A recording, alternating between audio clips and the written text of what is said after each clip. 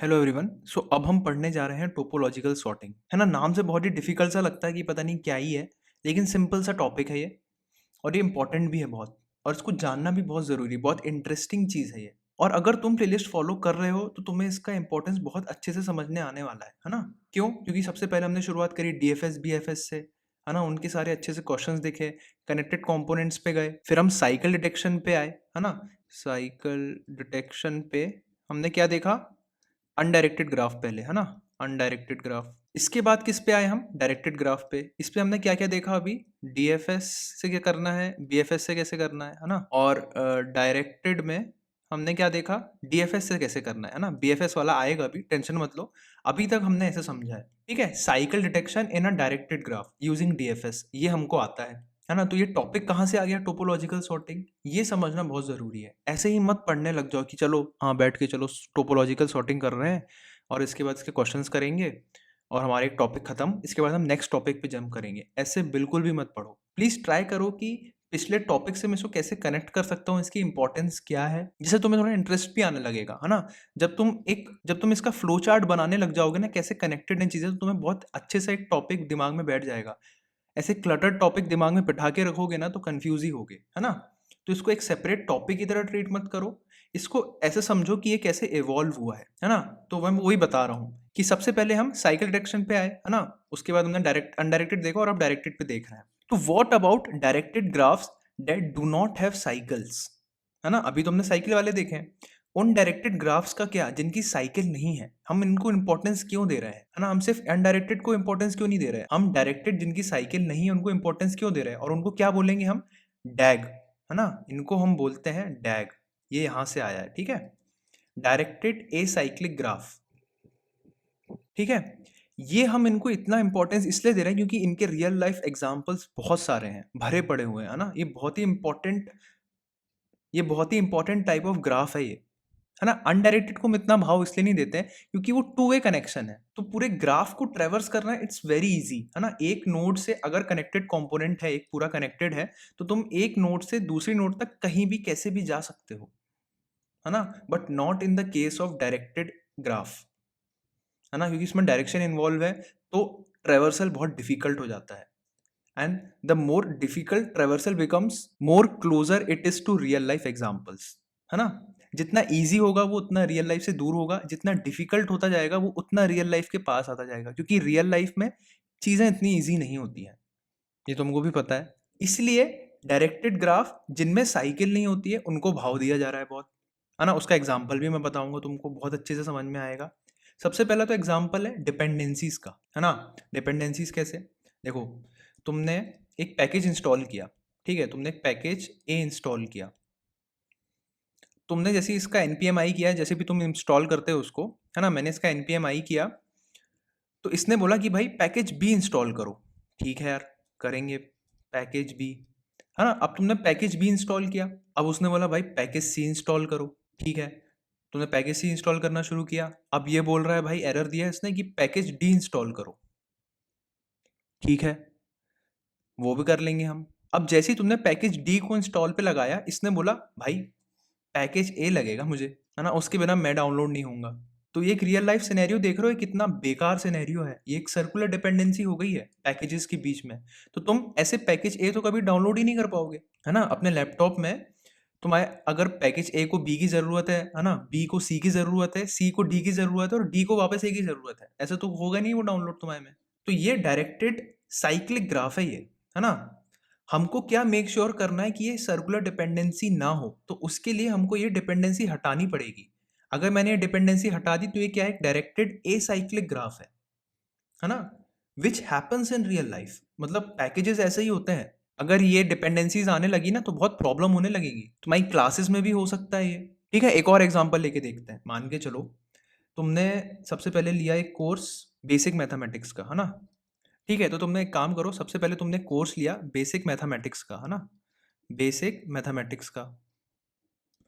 इसके बाद तुम ले सकते हो कोर्स लीनियर अलजेब्रा का, है ना, लीनियर अलजेब्रा का।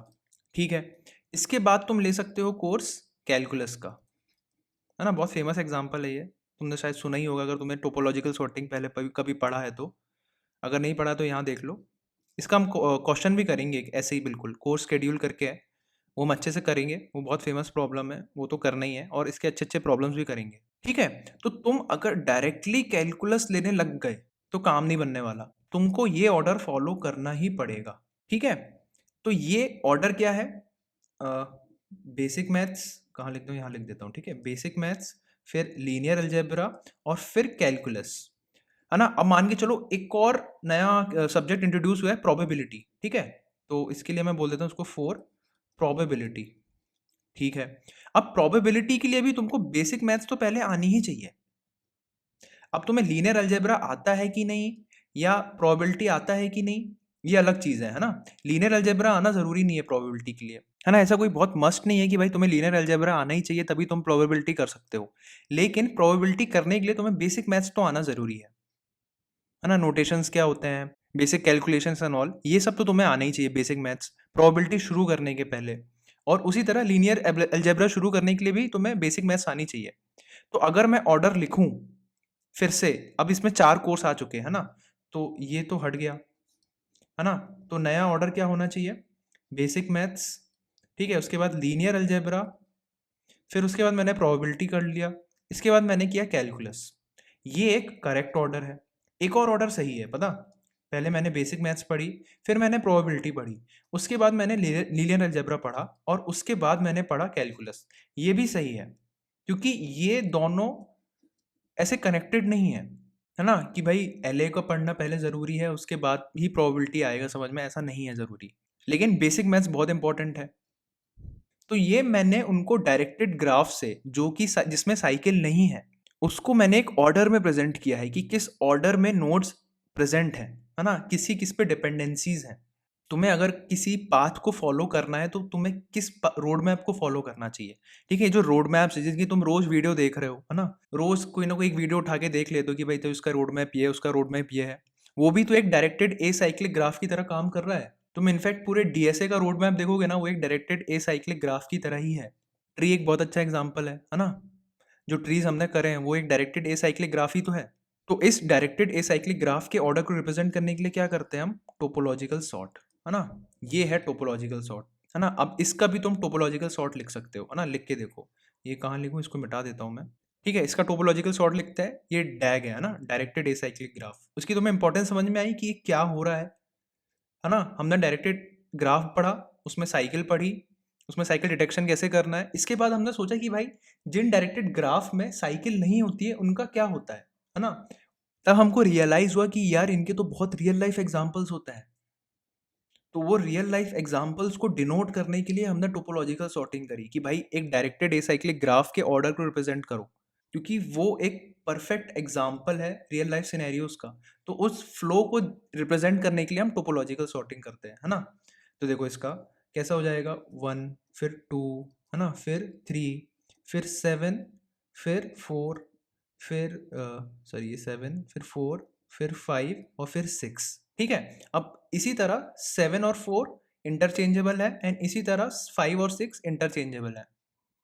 तो इसके टोटल कितने टोपोलॉजिकल सॉर्ट जनरेट हो जाएंगे तुम सोचो, है ना। इसकी हेल्प से 2 हो जाएंगे और इसकी हेल्प से 2 और हो जाएंगे। मतलब एक और कैसा हो जाएगा, 1 2 3, है ना, 4 एंड 7, 5 एंड 6, और इसी तरह इन दोनों में भी कर दो, है ना। एक बार 5 and 6 and 6 and 5 and 6 and 5, तो इतने सारे इसके टोपोलॉजिकल सॉर्ट हो जाएंगे, and all of them are valid, ठीक है। तो चलो उसको देखते हैं कि ये टोपोलॉजिकल सॉर्ट हम लिखें कैसे, है ना, ये हम जनरेट कैसे करें ये सॉर्ट। बहुत ही सिंपल सा है, एक बार में समझ में आ जाएगा, है ना।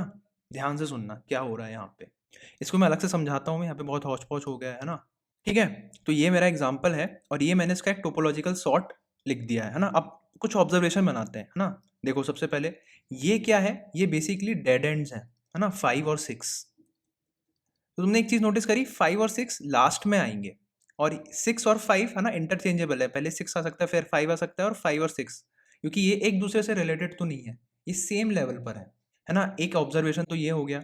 एक बेसिक सा ऑब्जर्वेशन और बना सकते हो तुम, ये भी बोल सकते हो कि देखो जो सेम लेवल पे होंगे ना, जैसे 4 और 7 सेम लेवल पर है, समझ रहे हो, तो वो इंटरचेंजेबल है, जैसे 5 और 6 थे। तो एक इंपॉर्टेंट चीज पता चली, जो डेड एंड में है वो आएंगे बिल्कुल लास्ट में, उन पे कोई डिपेंडेंसी नहीं है, क्योंकि तुम वहां से कहीं नहीं जा सकते, इसलिए वो लास्ट में आएंगे, है ना, वो किसी पे डिपेंडेंट नहीं है।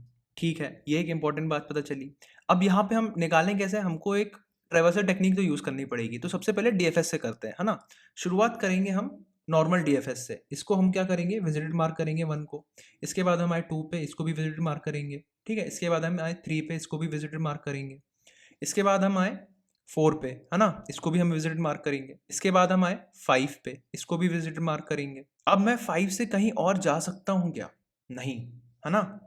तो ये मैंने एक चीज़ नोटिस करी कि भाई हाँ, ये डेड एंड है, यहाँ से मैं कहीं जा नहीं सकता। तो क्या मैं इसको कहीं स्टोर कर लूँ?